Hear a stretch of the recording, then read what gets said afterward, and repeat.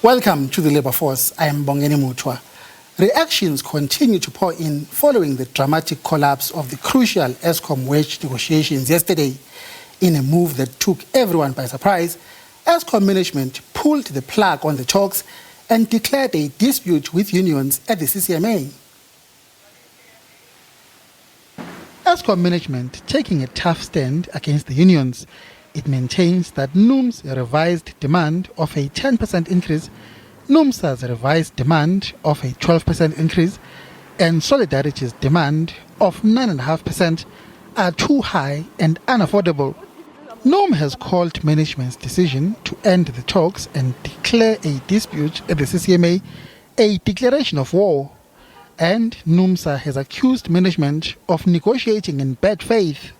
NUMSA and NUM have all made adjustments and even proposed to reduce their wage demands. But Eskom did not budge at all during these negotiations. They've not made a single concession since these talks began, whilst we have demonstrated that we're flexible and willing to negotiate. That is the definition of negotiating in bad faith. NUMSA has rejected management's argument that the union demands are unaffordable. Instead, it accuses management of taking workers for a ride. Eskom as an entity is regulated by NERSA, and in the MYPD4 determination by the regulator, NERSA allocated a 5.4% minimum increase for workers' salary packages at Eskom. NERSA also said Eskom must not give any more increases to coal suppliers. But the management of Eskom has ignored this directive and has increased primary energy costs by 17% year on year. Why should workers accept 1.5% on the table when NERSA clearly stipulated that it has allocated a 5.4% increase? Economists say the latest developments at Eskom are worrying. There does indeed reek of threatening the electricity supply even beyond the lack of security that we currently have with the present load shedding.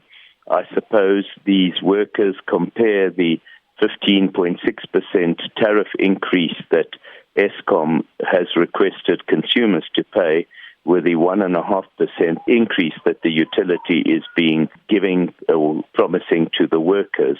At the same time, it has been argued that the electricity workforce is far too large. So we're ending up with a climatic conclusion that could actually be very detrimental to the security of our electricity supply should these workers go on strike. NUMSA says it's looking forward to meeting Eskom management at the CCMA. Mbongeni Mutwa, SABC News, Johannesburg. For more, we are joined by NUM Acting General Secretary William Mabapa. Mr. Mabapa, it's a pleasure to have you on the show again. Welcome back and good afternoon to you. I don't know whether it's pleasure from my side. All right, Mr. Mabapa, we are in winter now. It's cold and we are going through serious load shedding in the country right now. This happens and then NUM, yourselves being the majority union at Eskom, your first reaction is to say this is a declaration of war. What do you mean by that? I think when we say this is a declaration of war, we are informed by the approach that Eskom is doing. We went to the wage negotiations mindful of a wage negotiations. And I want to also clarify that Eskom did not put an offer on the table because this is a subjective matter. Eskom said to us, you must downvariate 12 conditions of employment that we are currently having. And if you downgrade this one, we give you 1.5%. Now, because we did not agree to downvariate those conditions, that means Eskom did not give us 1.5. So that must be well interpreted, because if people believe that Eskom gave us a 1.5, Eskom did not give us a 1.5, because that 1.5 was on conditions to us to downgrade demands, and we did not agree. So to our issue is that there is no offer on the table. Despite that, we then said to the Eskom, we will take out our basic conditions of employment demands, so that you give us an offer without tampering with those basic conditions of employment. And then Eskom did not agree with it.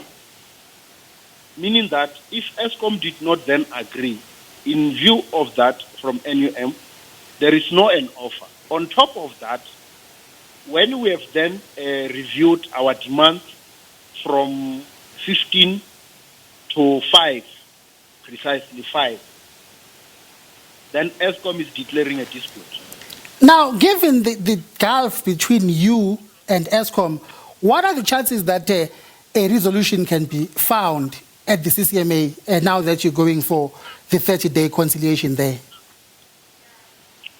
No, the only way that we can find a solution at the CCMA, if they themselves, having applied to the CCMA, knows very well that when we arrive at the CCMA, they will give us an attractive offer. Now, if their preparation was that they will give an attractive offer at the CCMA, the likelihood is that, yes, we may then get an increase. But let me raise this issue that it is difficult to work with the thugs. I'm calling them thugs because if you look at the Zondo Commission, it's dominated by Sagar from Eskom. And even now, like we are saying, you have got the NERSA.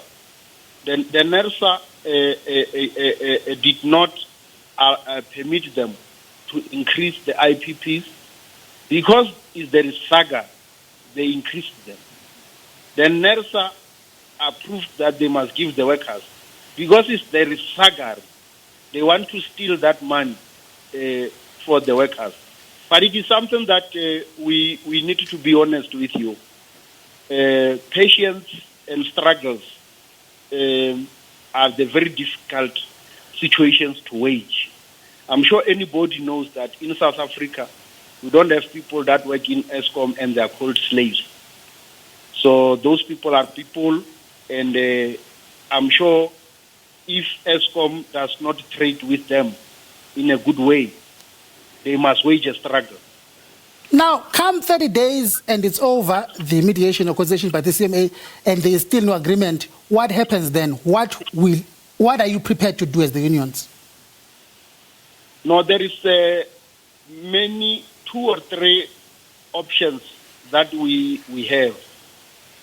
One, we are having information, like we are saying, that shows you that there are applicable determinations that were made by NERSA. We may then go to court and then force the court, because you must know Eskom is classified under essential services, which you normally can't give a 48 hours and go on strike in that circumstances. We may then go to court and ask the court to then make a court order in terms of the NERSA things.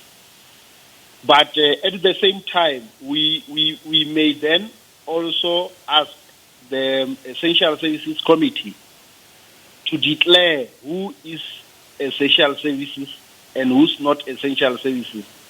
Now, for those that are not essential services, we may then take them to a strike. That is another option that we are then looking. Well, Mr. Mabapa, you've outlined it very clearly, and of course, we're going to be keeping an eye on the developments as they unfold, and hopefully there will be an amicable resolution to this impasse at the end of it all. Thank you very much for your time, and do have a good day until we talk to you again on the show. Well, before we go, let's remind you that on the other important issue of the public sector wage negotiations, the parties are set to go back tomorrow, where the unions are supposed to give feedback on the offer that was put on the table by the government of that 1.5% increase, whether their members accept it or they reject it. Of course, the unions have been out canvassing the views of members for the past month or so. So that's what we'll be watching very closely tomorrow. That's why we leave it for today. The Alternative Investor with Nastasia Arendse is up next. Stay with us.